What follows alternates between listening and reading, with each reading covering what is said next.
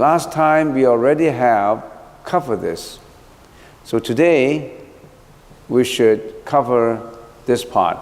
Therefore, in emptiness, there's no form, no perception, no conception, no volition, no consciousness, no I, and so on, no form, and so on, no realm of the eyes, and so on. The Sutra already have explained sunyata, causation, or emptiness.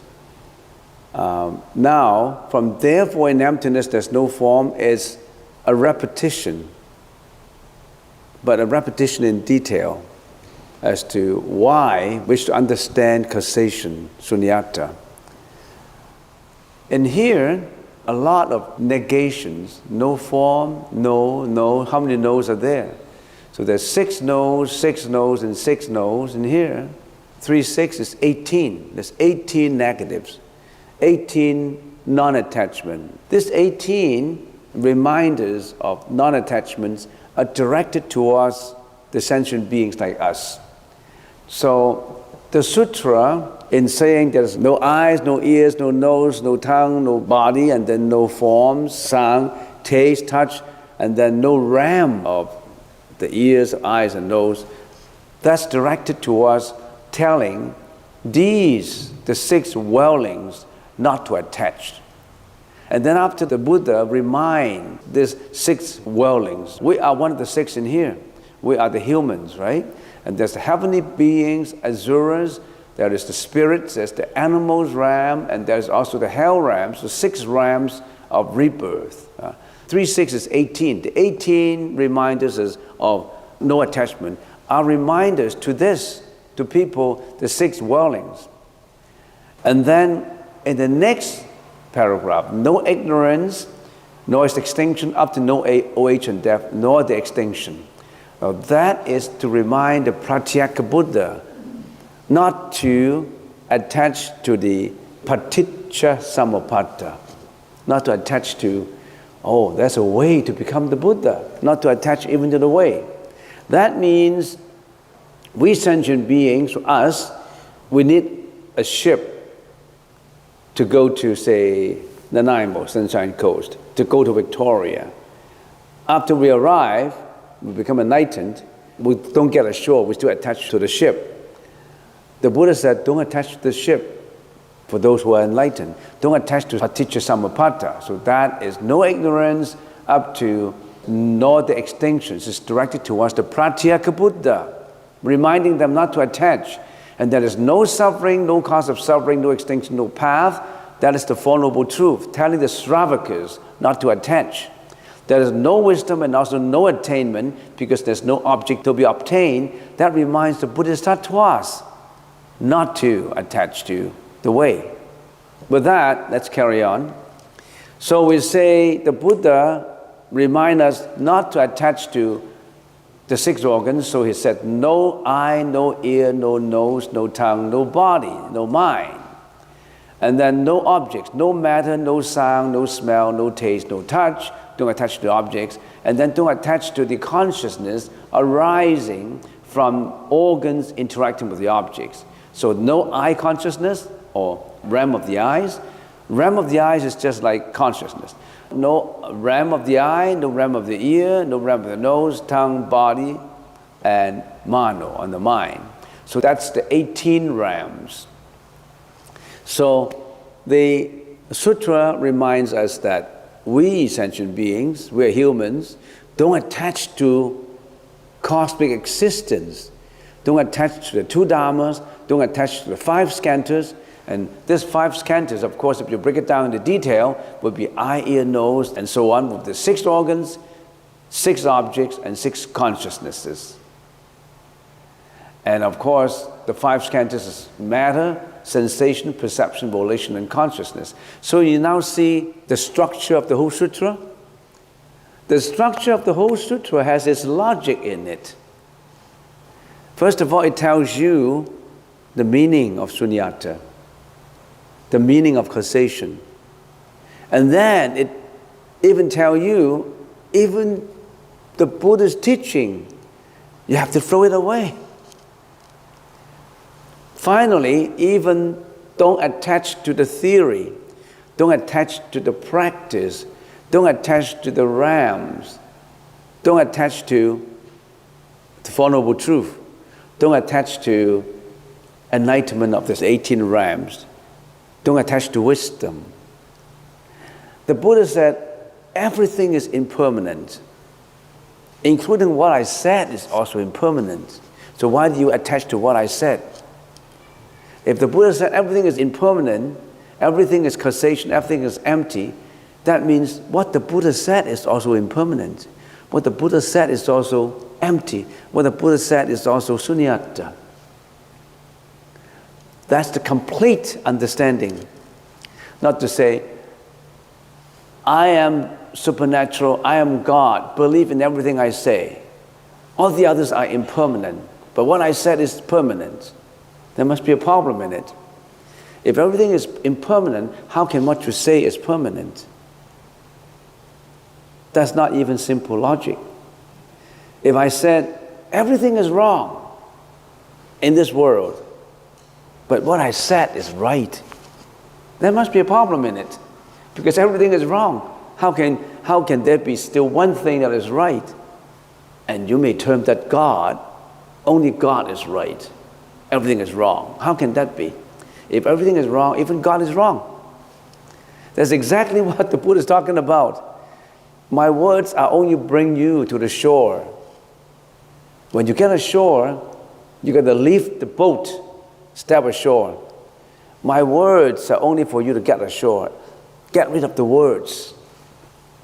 Okay, so no 6 organs, no 6 objects, and no 6 consciousnesses.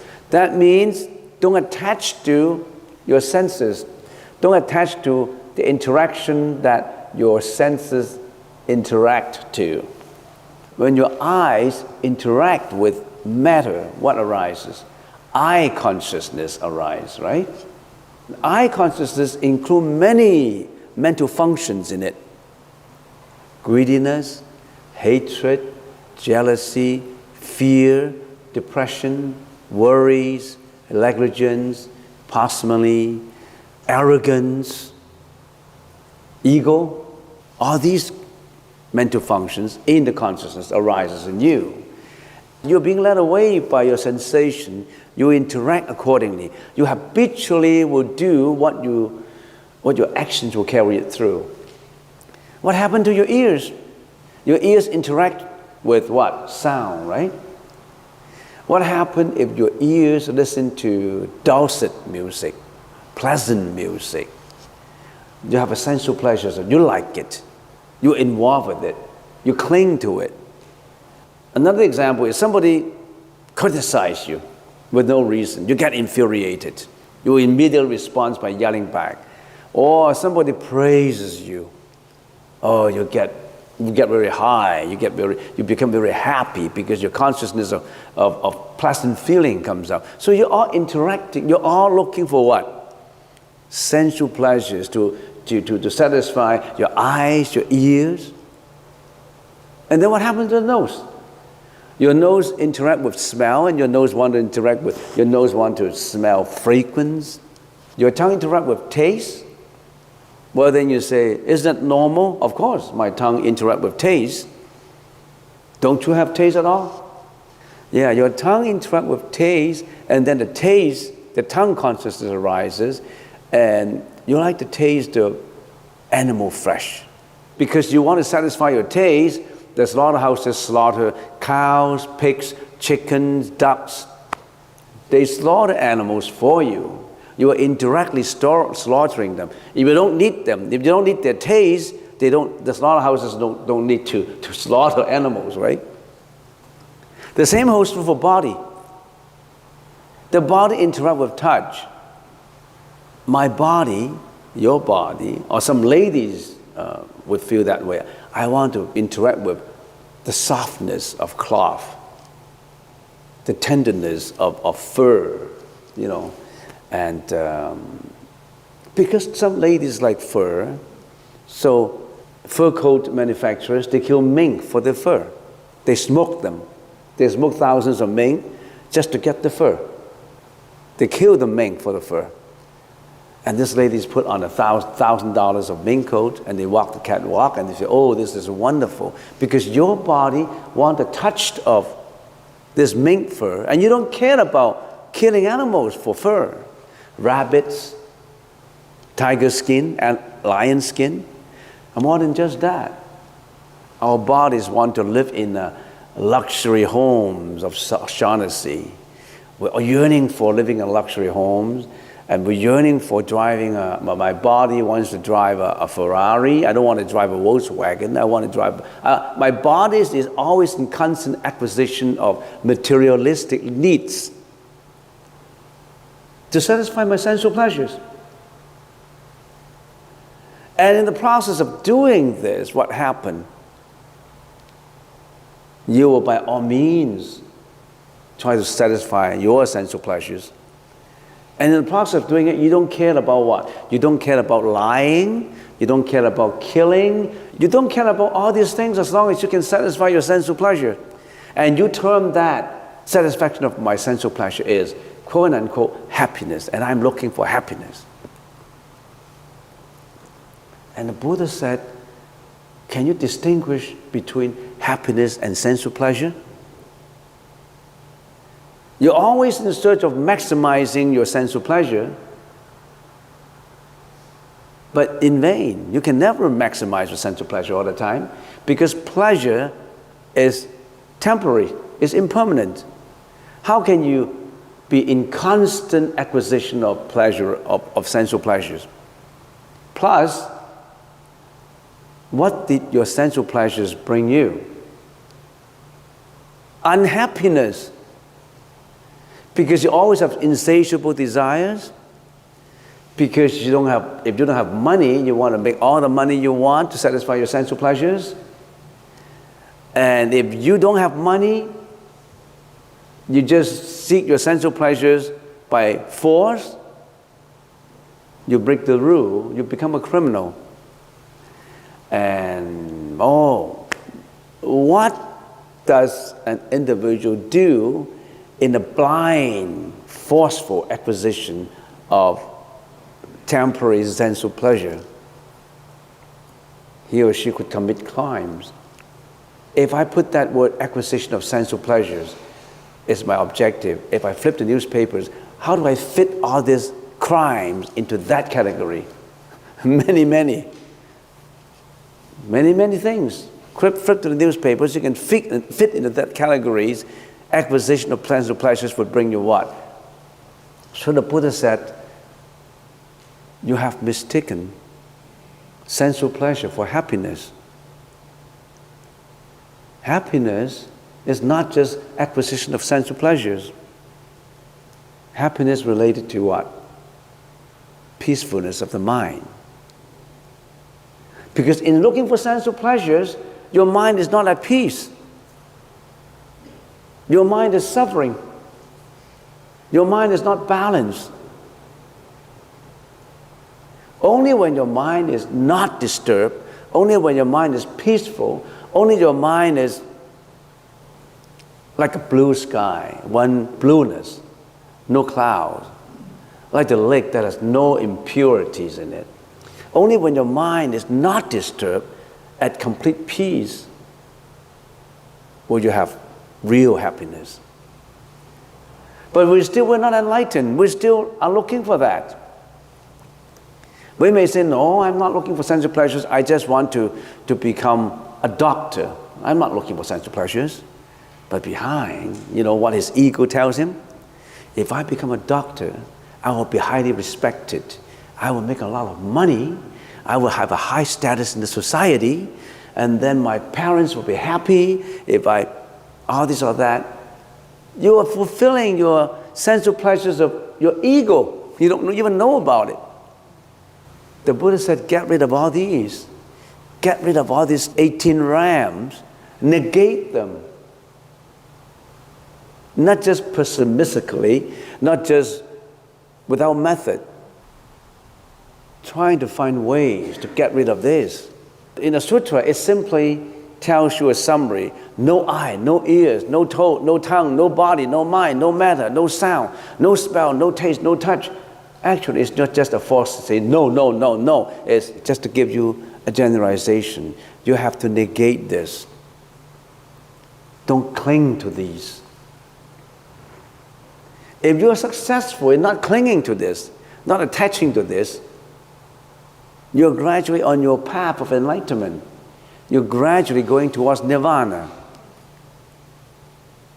You may be a Pratyeka Buddha, which is already out from rebirth, samsara. You may be a Sravaka, which is also out from samsara, or Bodhisattva, also out from samsara. So, getting back to, therefore in emptiness there's no form. In other words, there's no form, no perception, no conception, no volition, none of these negate this. Because why? Because all these things arise out of causation.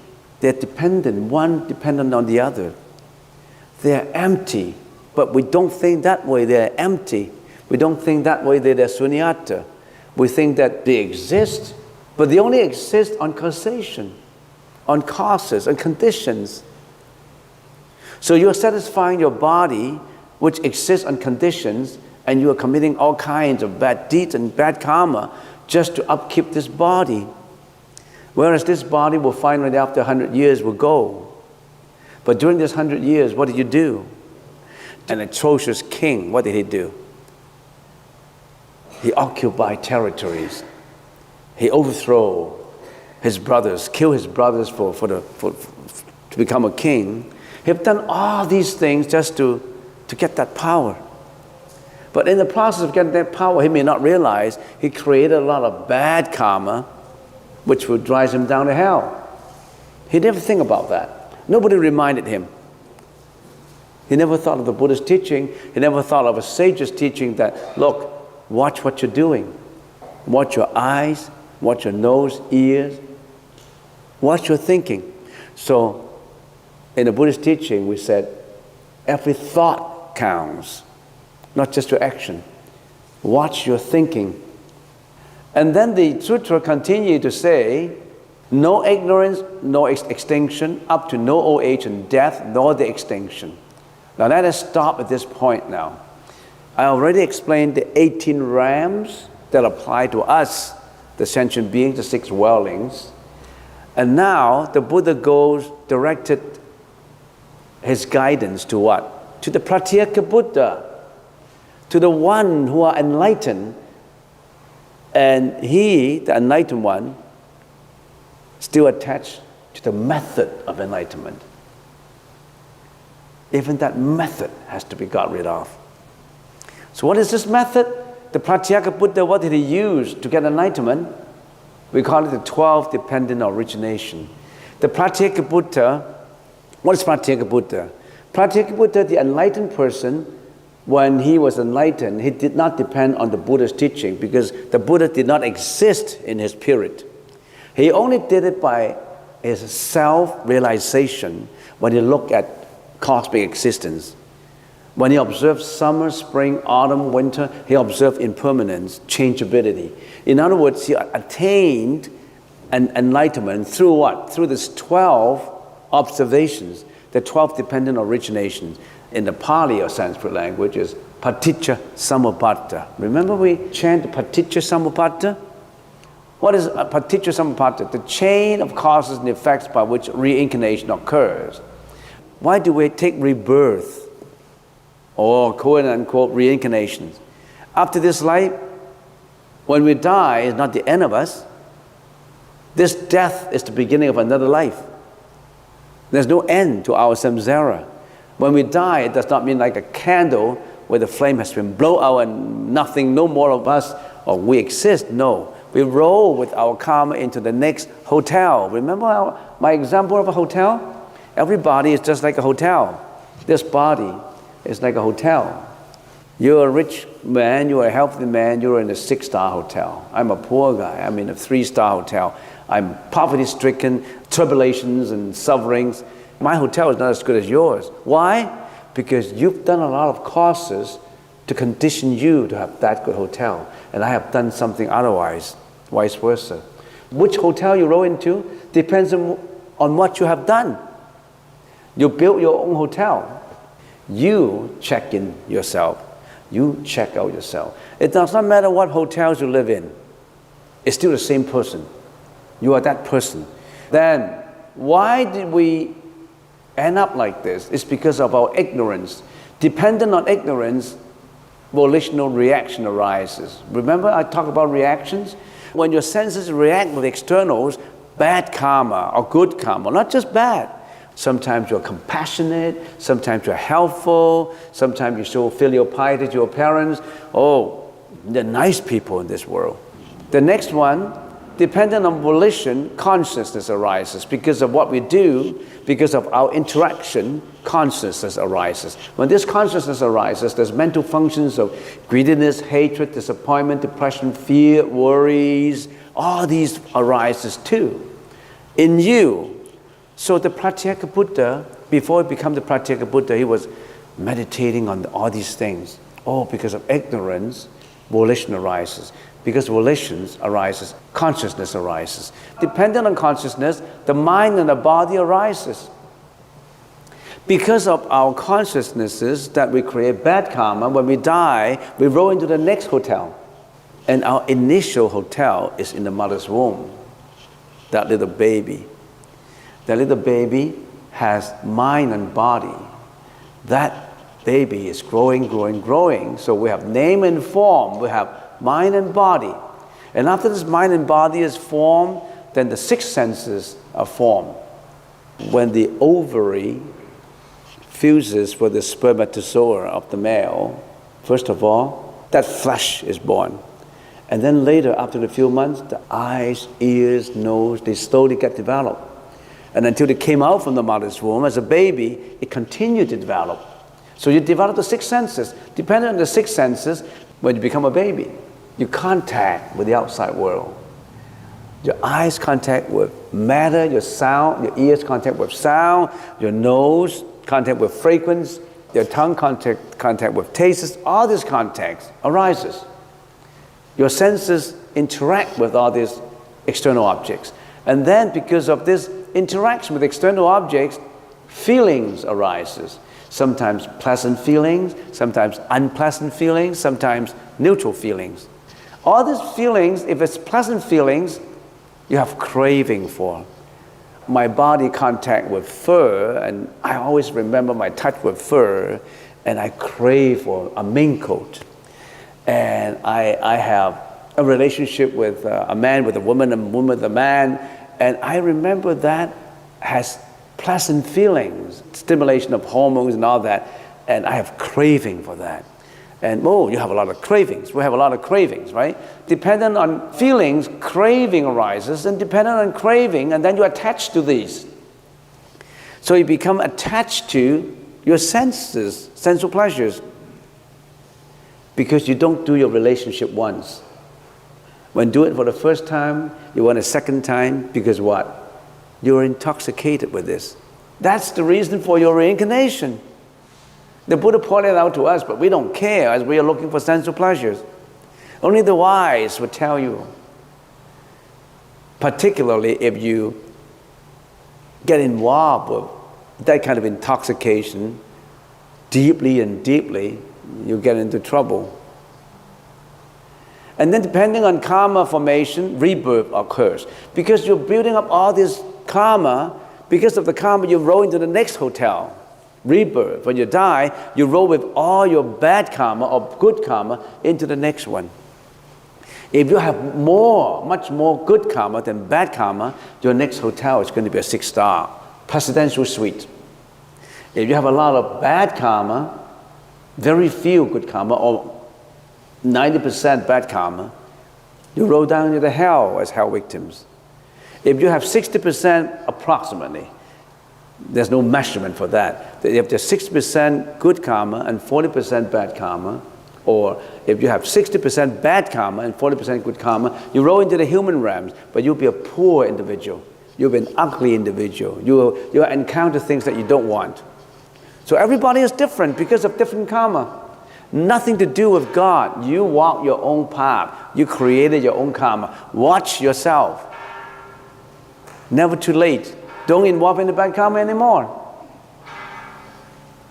So these are the paticca samuppada. And another way of looking at it, ignorance and volition regards to past life, conditions that are responsible for the occurrence of this life. All this consciousness, name and form, six senses, contact, sensation, craving, attachment, and karma formation, all deals with conditions that are responsible for the process of evolution within this life. In this life, we've gone through evolutions from consciousnesses to karma formation. And then future life, when you die, you're reborn again, and then you're subject to old age and death again, the future life, conditions for future life. So this is look at the 12 dependent origination from the perspective of sequential interpretation, time sequential. You want to look at the past, the present, the future. The fact that you're coming here is because of what you've done in the past life. So ignorance and volition carry you to this life. So past life, the present life, it's all these evolution. Your senses, your contact, your feelings, pleasant feeling, non-feeling, pleasant feeling, craving, attachment, all this is responsible for the present life. And this present life would take this karma again and roll into the next life. So this is like a chain, like a circle, like a windmill. Like a windmill that is never ending, never ending, never ending. Unless you stopped it. You stopped this wheel. Most people don't care about it, or they don't have the wisdom to care, or they were not told to care. So this is looking at the paticca samuppada from the sequential, time sequential interpretation. And last but not least, it will look at it from a cycle, from a cyclical interpretation. Ignorance is klesha, which is the Sanskrit word for mental defilements, because we have mental defilements. And all these mental defilements would make us think, would make us act, would make us speak and carry out karma. So volition is the karma level. And then all these consciousness up to old age and death are the suffering that we encounter. Those are the dukkha. So this is from a cycle interpretation of paticca samuppada.